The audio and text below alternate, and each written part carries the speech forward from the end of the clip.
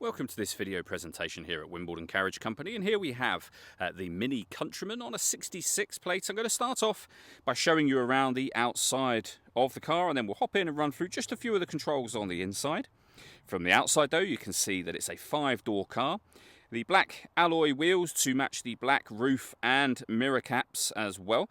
I'm going to start off inside the boot area first of all.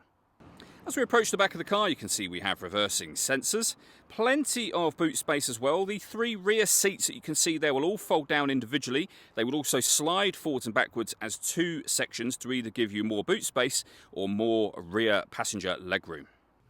Okay, so we're just going to work our way back around to the front of the car, and then as I mentioned, we'll hop in and just run through a few of the controls on the inside of it from there.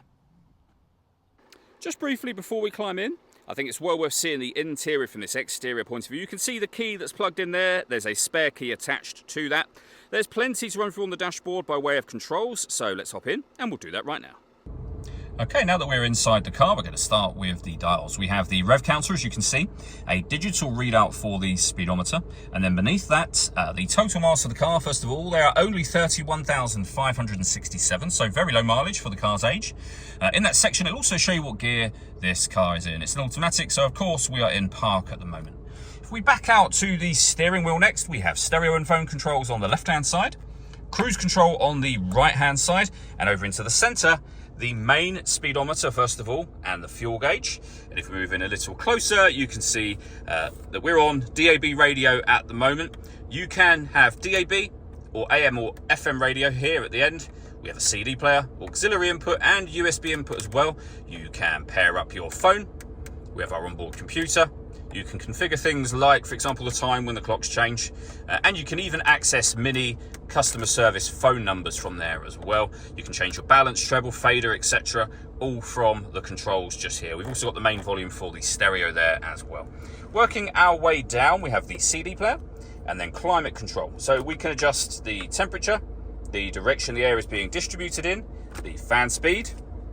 When you're happy with those settings, your air conditioning is on at the moment. You can turn that off, back on again, or simply hit auto. In doing so, the car will now take full control of the fan speed and the direction of the air to maintain the temperature that you've asked for. You can override that whenever you wish to by pressing auto, and you'll go back to whatever setting you had that on previously.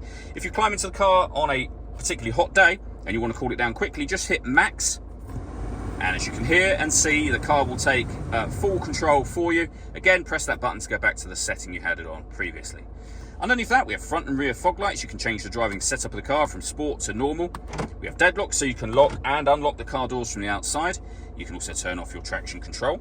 We have the gear lever for the fully automatic gearbox, 2 cup holders and a 12-volt charging socket, and then our USB and auxiliary inputs for your music.